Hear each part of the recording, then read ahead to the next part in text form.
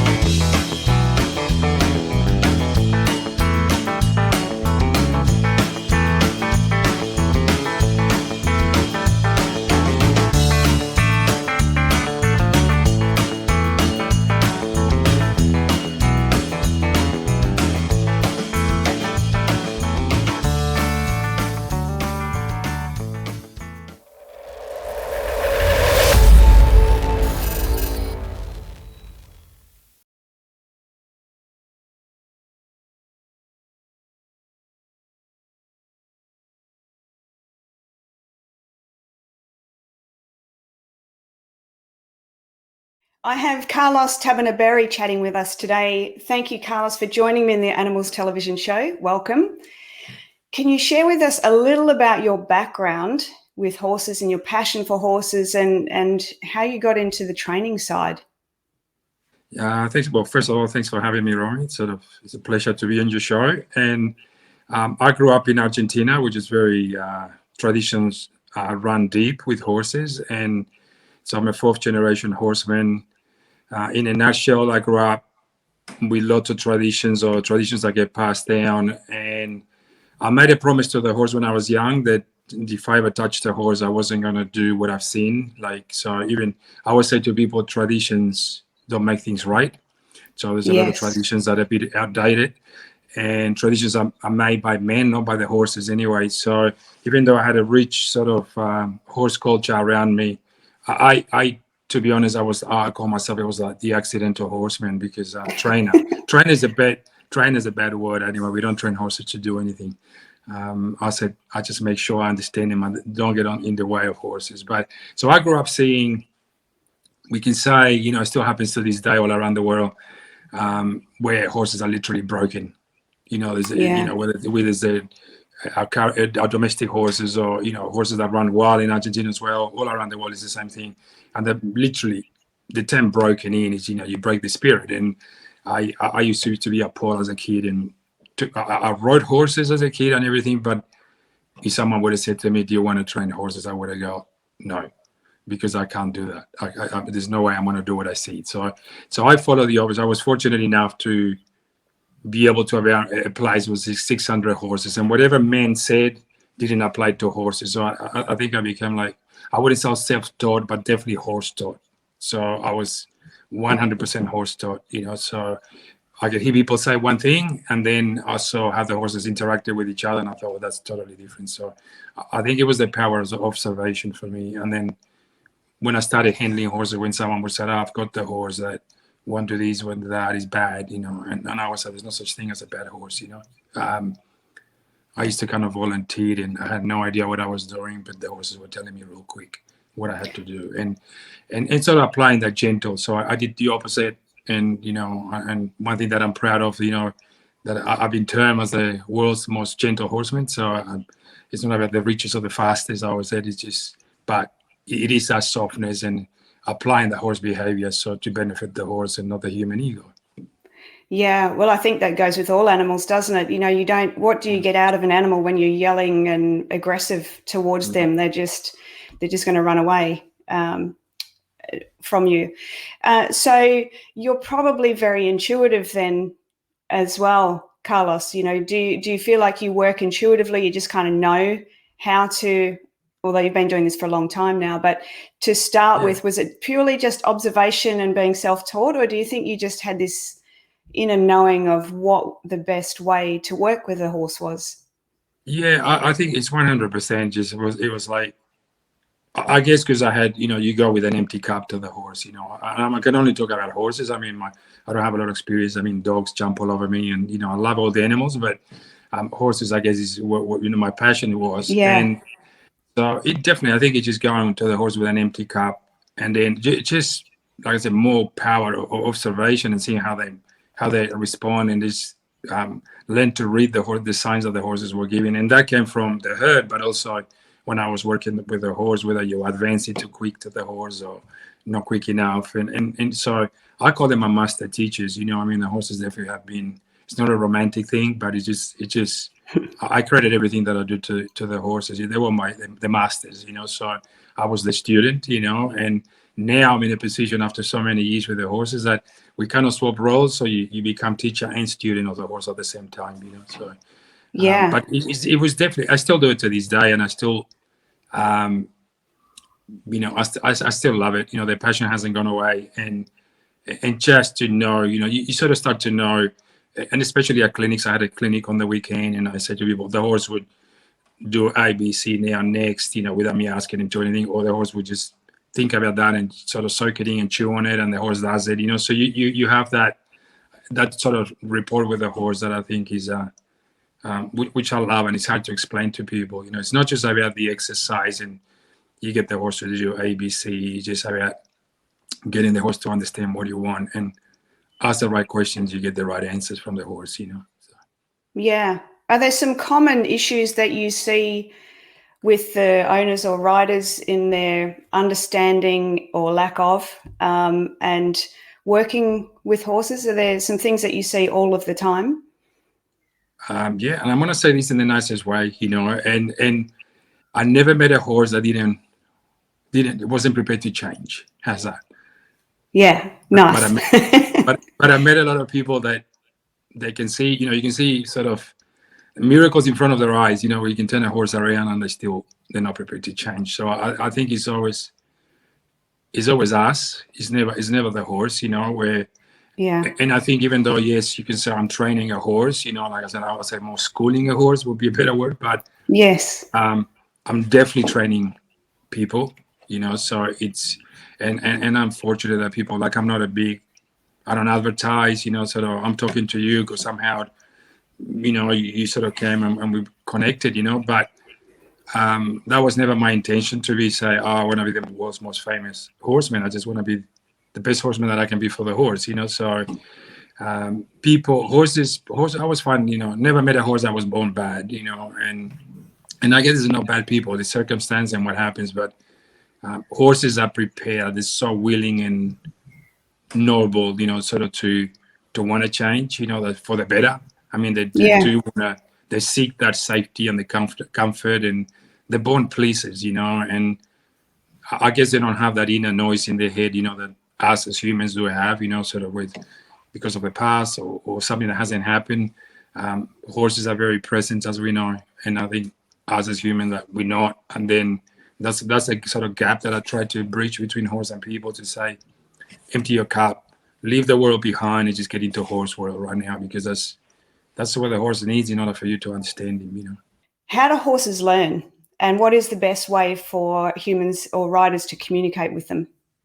Well, this is what I ask every person that I work with. I said, again, in the clinic on the weekend, I had from Grand Prix riders, eventers, to variety of people, so pleasure riders. And that's the beauty. I'm very versatile, so I can work on, I got some classical background through French roots on my part, and the working horse without a lap. So I combine the two.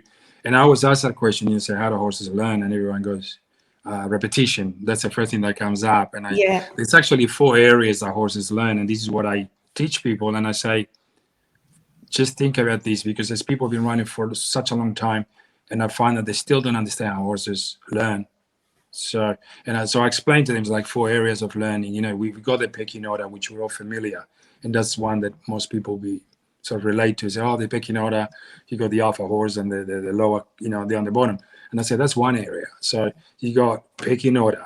We've got when the horses are pressure release. The horses, and Brumbies are a good example. I got Brumbies. I love wild horses, and I call them wild, not feral.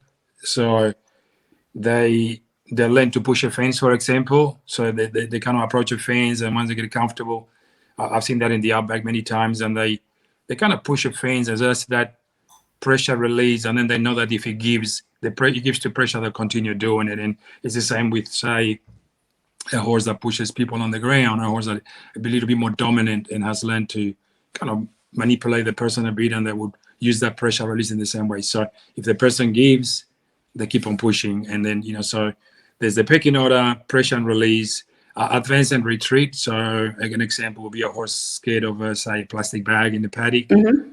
He goes to it, runs away, and he might be, and the herd runs with him, and then the braver horse will just go back again and might get within 50 meters and runs away until makes that approach, until realizes they can sniff that plastic bag, and that he's not going to kill him. So, and to me, one of the most important areas, and I think is visual learning, where I am a good example. And I'll just give you examples so people can say, maybe your viewers can also relate to it. Yes. It's where you got a bunch of horses in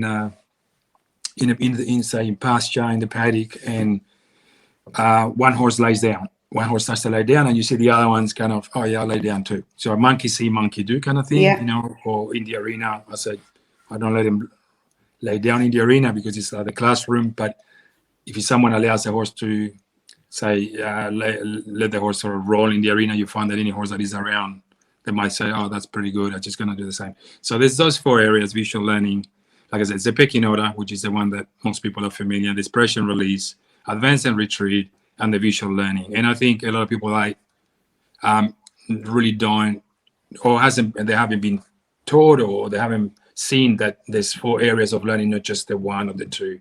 If you're familiar with those 4 areas, you've got a better understanding how to train that horse, if it makes sense. Yes. Yeah. Because you can use the pecking order will be, I don't let the horse push me around, sort of I move the horse. 2 types of horses in the herd, the ones that get pushed and the ones that's the pushing. So when I say pushing, there's no hitting, there's no pulling, there's no yanking on the horse, none of that. So it's just creating that your bubble has to be bigger than the horse, and you achieve that through consistency, and you're building the trust with the horse. So but the visual learning is important too, because you see people just running around and screaming all day long, and then by the time they go to the horse paddock, the horse runs away, and they say, oh, that's a silly horse, doesn't want to be caught today. And it's just they watch you, like constantly watch you. I mean, that's the mind of a prey animal, like survival Yes. depends on that instinct of watching, smelling, seeing, feeling. So that's the areas that you bring to the horse. When I train, I bring that feel.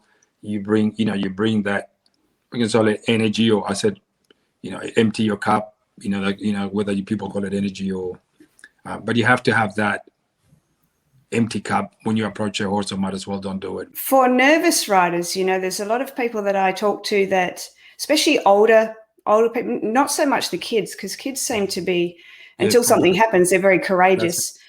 But as they get older and they've had a couple of falls, or their horse starts shying or bolting or whatever it is, they start to get really nervous and anxious leading up to even getting on. Do you have any suggestions for the older riders out there? Yes, for sure. I mean, I work with so many people, and I think you have to seek the help of a coach or an instructor that is not going to push you. They should be able. So you have to have the ability to read the horse. Obviously, that goes without saying, because I've seen, and I get a lot of people that come from going to other people, and when they tell me the story, it's kind of like they got being pushed too far too soon. As a coach, I would say I have to be able to, the people that I work with, I have to give them the why, not the how. The how is not good enough. So a lot of people say, well, I'm nervous. Well, you just get on that horse, and they go, why? Because this is how you're supposed to do it. So Yeah. you have to be able to give the person the why, the reasons why, and what happens in between. Sort of. I would say between the reaction and what's going to happen, there's a gap in between, and you have to work with people in that gap and saying, "All right, I know you're scared, I know you're worried. We're going to help you," and then tailor that training for that person. It's pretty much hard to explain on a video, but it's getting that person just at their own level and just gently bringing them up, to meet the horse, kind of thing. And if the horse is the other way around, or the boss nervous, then my job is actually to work with both and do a kind of bit of that, so until Yeah. they match, So, Yeah. and I've got a little formula that I use, and I say, we all want, it's in my book, and it says, I said, we all want trust, obedience, and respect. Obedience is not, I tell him what to do. Obedience is when the horse is willing to give. But in order to have trust, obedience, and respect, you have to have confidence, consistency, and kind leadership. I love it. Yeah, so it's a little formula in my book, and I call it, CCKL equals TOR. So confident, consistency, and kind leadership equals trust, obedience, and respect. So we're not going to have. So a lot of horses are very obedient, but have no trust and have no respect. So at the end of that formula, you just cannot get the O. There's, the obedience. That's about it. Yeah. It's like pointing a gun to someone and say, Yeah. you will do this for me, and the person go, yeah, because I'm not silly, right? Yeah. So, Yeah. but so it's a bit like that. So, but I said, in order to get that, so I take the people. So that's what we want: the horse, the trust, obedience, and the respect. And I say, well, are we confident? No, I'm not, but I'm very kind. And I go, okay, so you're kind, and that's great, but we still have to establish that confidence in your part and that consistency, because when you're not confident, you're not going to be consistent anyway. You're going to be nervous, some days more nervous than other days. So my job is to take that person to that first C. So I go, okay, let's work on your confidence. Let's work on your consistency. I'm really happy that you're like very kind, so we can work on that kind leadership. Now we're going to get the horse then to trust you, to be obedient, and to have lots of respect for you. Yeah, I like that. And that actually gives people something to work with as well, because if they're not having much success with whatever they're trying to do, if you've got something that you can go, okay, I really need to work on the confidence or the consistency, whichever part of it that's breaking down there. Yeah. This is just a little bit off tangent, but again, it's one of those things that I've seen with people that are quite apprehensive. They want to, and you may be able to share a bit of the history of when and what the bit is for in a horse, but people that I've spoken to want to ride with a bitless bridle. Yeah. But they're too apprehensive to do that. How much time do we got? I can give you the whole history of it. So I'm known for my sayings in many ways, and I say, if you want to try bitless, I said, the only bit a horse needs is a bit of understanding. He doesn't need a bit. Number one. Yeah. So I grew up where traditions, the horse goes, you start a horse on the saddle, they break him, I start him, right? So it's totally different things.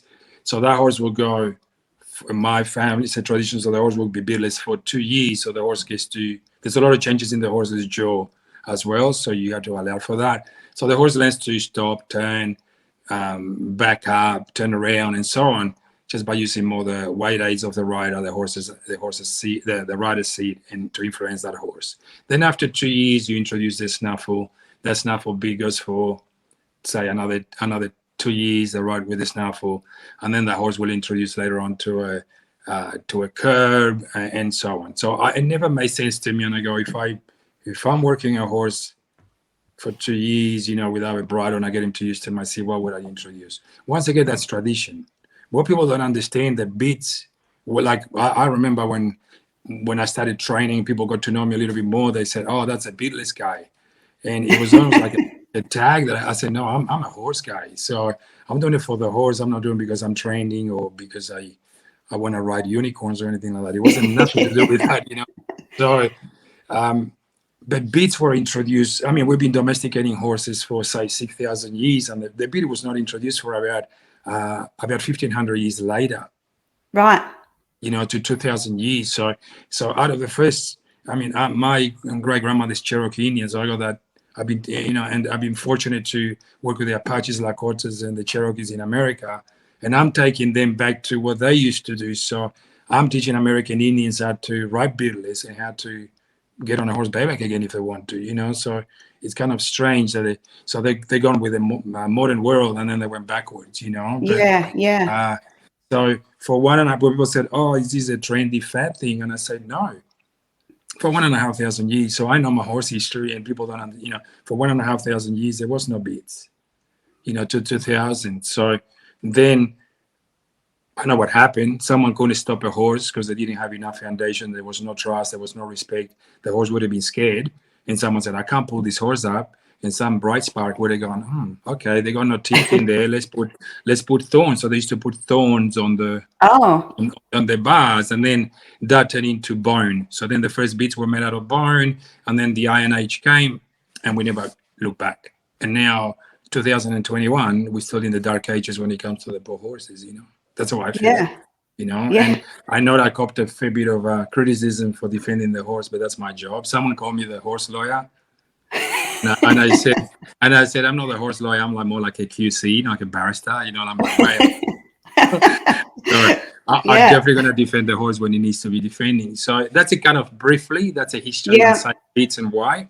I had a lady yesterday, just a local, and she's had the third lesson with me, and she said, "I want to learn to be gentle to my horse, and you're the guy. I know you're soft and kind. You highly recommend it, but I would never ride beardless." And I went, "That's okay. I'm not going to force you."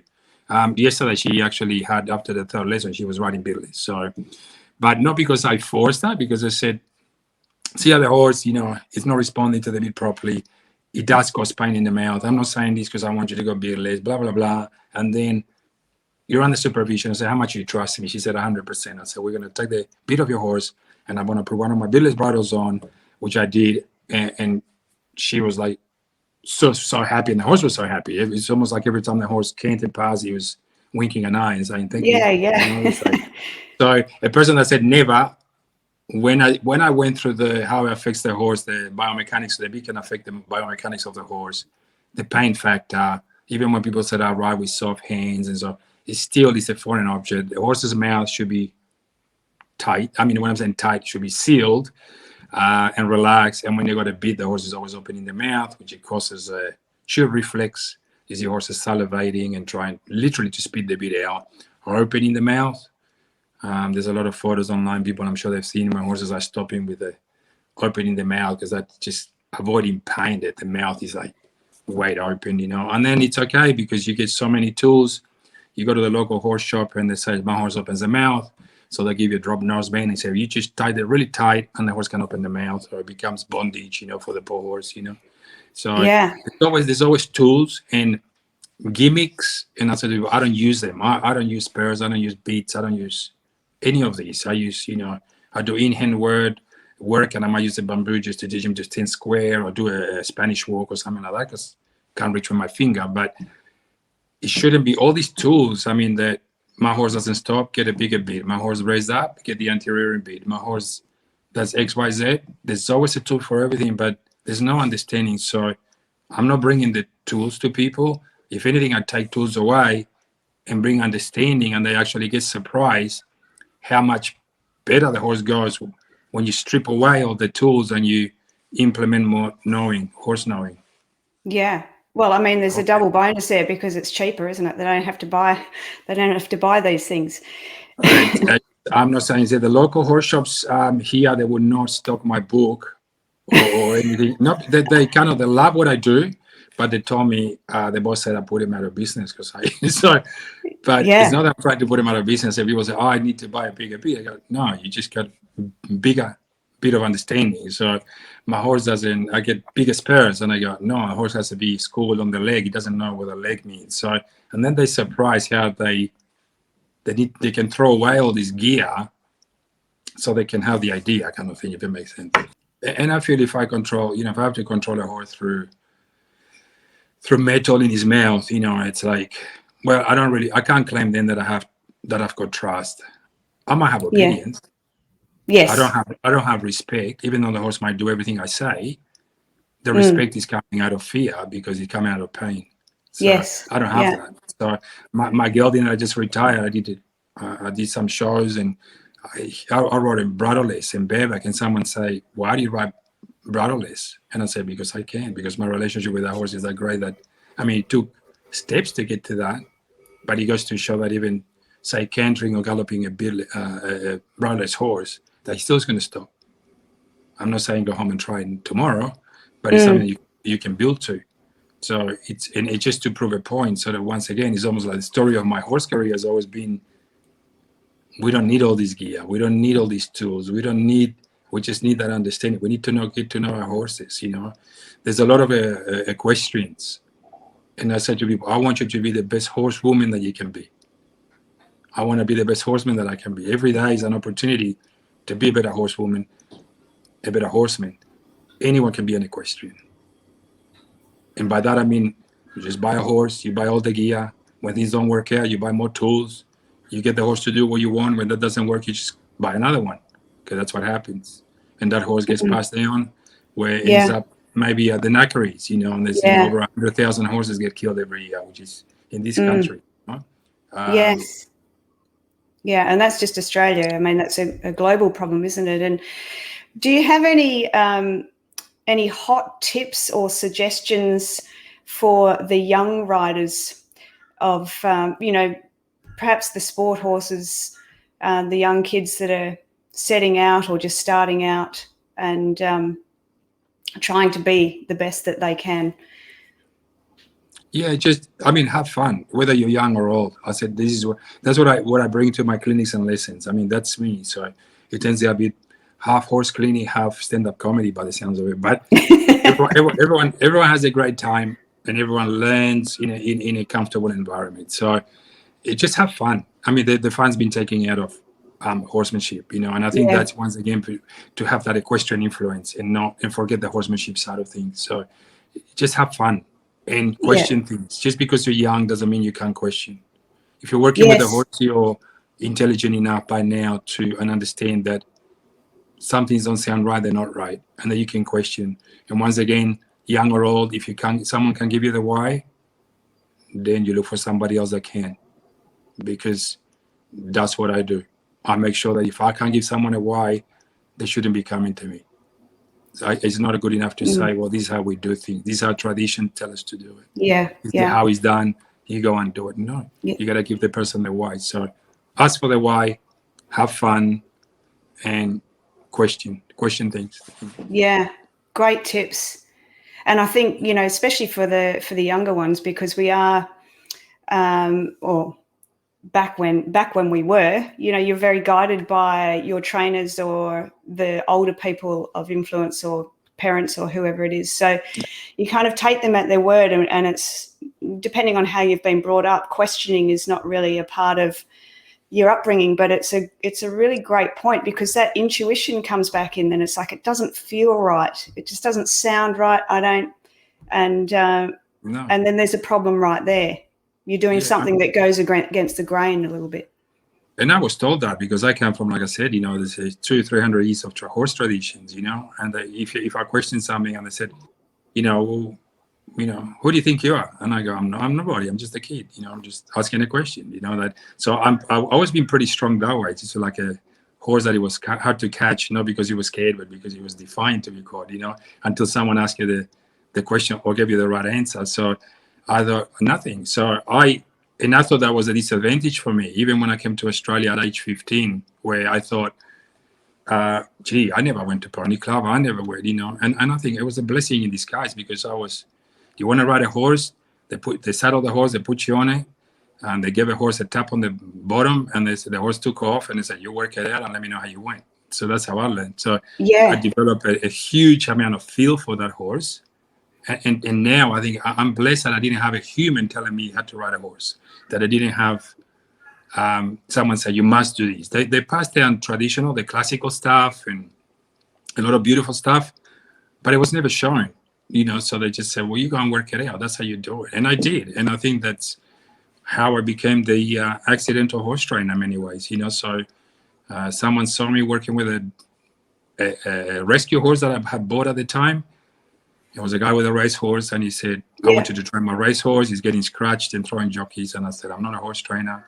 And he said, I've been watching you for 3 months from the hill with binoculars. So I thought, that was pretty scary. It was pretty scary at the beginning. I've been stalking you. I was talking to you. So I trained his horse, and then just kind of word got around. And then I had people say, can you teach me to ride? I said, I'm not a riding coach. And they said, yes, you are, because I've seen you go and bareback on your horse up the hills, and I want to learn to ride and have a good seat. And then I go, so it all started like that, and it just grew to where it is today, I suppose, Yeah. I imagine, having all of these, the trust and the kindness and all of that sort of thing, that the injuries would be less as well. Would that be true, or is that 100%. I just, now I would share this, openly, like, we all get, horses stepping on your toes here and there and stuff. I'm knock on wood, I'm being fortunate that because I work the way I work, that after so many years, the only break that I ever had a horse, I broke my fibula, going back maybe 15 years ago plus, only because the horse, I was retraining a poor horse that had been abused, a racehorse, and I was running, and he actually slipped on the ground.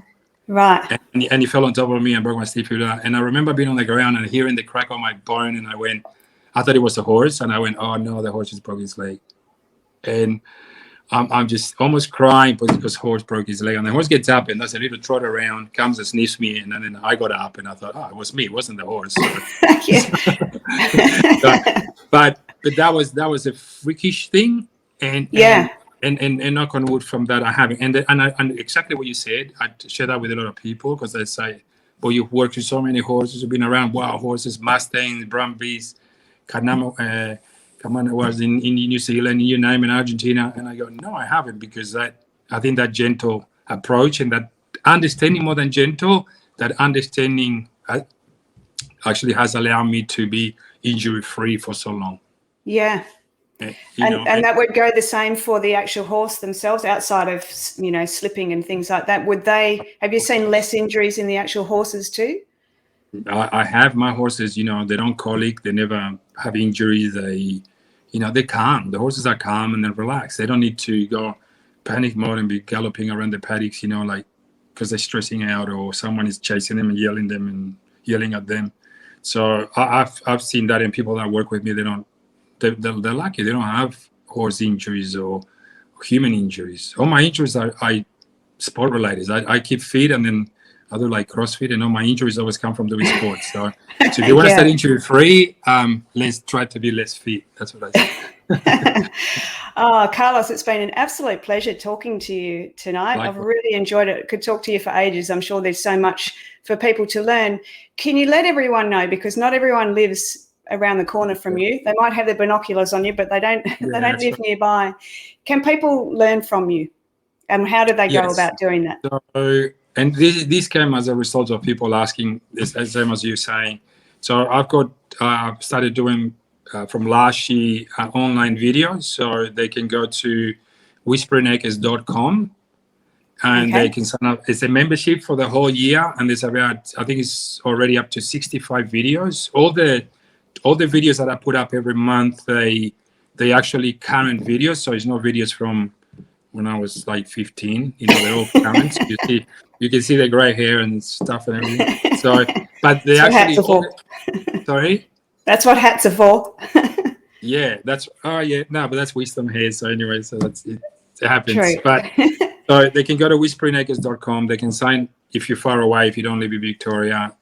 Keep an eye, or even if they want to organize a clinics. But if they sign up online, they got access to those training videos as well.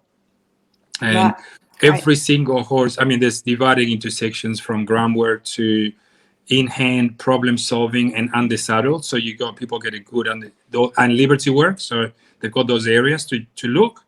And all the horses that are on the videos, featured on the videos, are horses that are currently in training. So they're not horses that, well, this horse couldn't do this, now he does it. So you actually see the horse having the non-understanding what the movement is, or having a problem, say, with flying lead change or canter lead, as an example, and how I go about it in that same session to fix it, and how the horse makes, and it is unedited in that way. So you see the horse, the raw footage where the horses can't do it, and as I talk it through the horse, I explain how we do that. So it's quite informative and a great opportunity from people to sort of to see how we can work gentle with a horse and have success with him. So.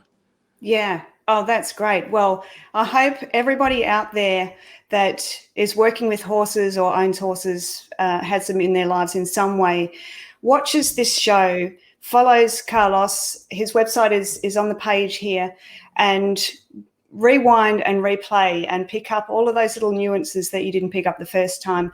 Carlos, thank you so much again. It's always a pleasure talking to people that really know what they're doing.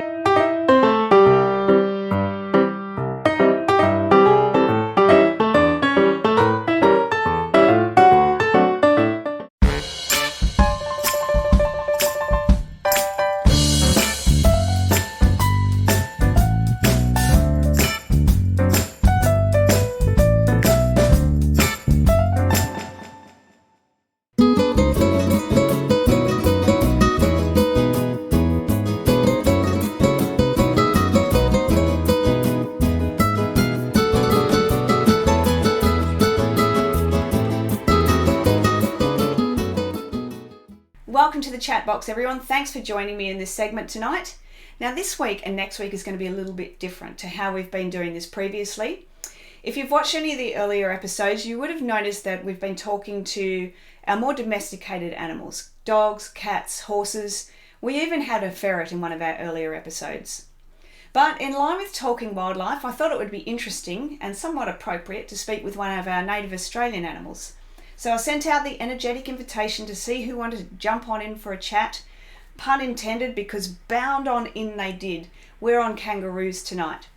They were coming in from all directions, so they obviously have something to share with us. Now, animal communication is something that I do within my work, and people seem to think, for some reason, that you need to be special, that it's a gift or a talent. Well, I can tell you now, it's not a talent and it's not a gift. It's actually our natural state of being. We all have this innate ability to communicate this way. Our ancestors and ancient cultures have been communicating this way forever, but somewhere along the line, people started to think that this was all a bit of nonsense, that it was weird or wrong, and we uneducated ourselves around the idea of working intuitively. Some of us don't even know that this exists. We can talk to an individual animal, we can talk to a group of animals, and we can talk to a species. And tonight, I'm talking to the conscious collective of the kangaroo. I'm often talking to wildlife because I'm very interested to hear from their perspective how they're faring in this world, the world that we've created for them, and it's not all peaches and cream. I want to know what they need from us, how they feel, whether they're happy, and I like to learn from them. So I might ask them things like, how do they deal with stress? Because as we know, animals are our greatest teachers, and if we just sit back and listen, we can learn a lot from them. Communication with animals is where we send energetic messages or impressions between each other. It's called telepathy, and we send information through images, feelings, thoughts, and sometimes tastes and smells as well. When I first connected with them, they wanted to share with us what their biggest threats were. And this will come as no surprise to anyone. Their biggest threats are man and poisons. They are extremely scared of us right now. They are fearful of man like they've never feared us before. And with that fear comes digestive unease within them. I found this interesting. They're very happy to sacrifice themselves as a food source, but on an as-needed basis, which is where it all goes wrong because there's so much greed and gluttony around the kangaroo meat industry, and they're really unhappy about it. They're unhappy about the brutality and the barbaric way they're being hunted down and killed. Actually, they've just changed that word to murdered. They see this more as murder than just killing. It's like there's a testosterone-fueled anger behind the way they're being murdered, and they're being killed as sport without love, compassion, and kindness behind why they're being killed. They're upset about that and they want it to change, and I guess forever the optimists, they believe it can, but it's going to take a whole lot of effort for that to happen. There is a whole lot of noise behind some of the groups of people that are trying to make that change now, and I hope they keep pushing that cause because it's a worthy one. The other thing they wanted to talk about as their threat was poisons and chemicals and things that are coming through the wind, it's in the soil, in the rain, in the drinking water. And what they're showing me here is their whole body is changing. I feel this burning sensation in my throat, like an acid burn. My digestive system feels unwell. There are cancers that they haven't had before. There's unusual growths. There's some neurological disorders coming through as well, which this is sad too, because what I actually see here is that they're struggling to hop as the nervous system can't tell the body how to hop and what to do. How sad is that? They're a kangaroo. That's what they do. Their sense of smell is changing. Their respiratory systems are being compromised. It's not as easy to breathe anymore as it was. And with that too, I'm also getting shown when the mothers are feeding their joeys that the milk is very toxic. And so a lot of these problems are going to start coming through the joeys at birth. I'm getting shown them standing facing the sun, and I feel this in a meditative kind of way. Not just meditative, I also feel like it regenerates and heals the parts of the body that need healing. They have a message for us. Two things. Firstly, they want us to find different outlets to move anger and not to use them as the release. They also want us to better understand the interconnectivity of the natural world and to see that we are one thread of the weave, that we are not the entire weave. One final thing they showed me, which was really interesting and extremely useful, but it doesn't seem to work this way, is that they can completely dissolve their energy fields, making themselves invisible, which would be great for when they're being hunted. But the problem is that fear stops them being able to activate this rather useful feature. The themes of these conversations I have with animals is always the same. It's not just kangaroos that are feeling the strain. My view is that I believe we need to feel more, we need to learn more, we need to behave better. And as humans, we need to step down from our we are better than all pedestals and do a whole lot better than we are. Now that's the end of our show, everyone. Come back next week and see what native Australian animal we have in the chat box. Thank you so much for watching. Don't forget, subscribe to the YouTube channel, follow the pages, Instagram, Facebook, the website, and don't forget to share with your family and friends. Thanks again for watching. I'm Romy Bueller. I will see you back here next week.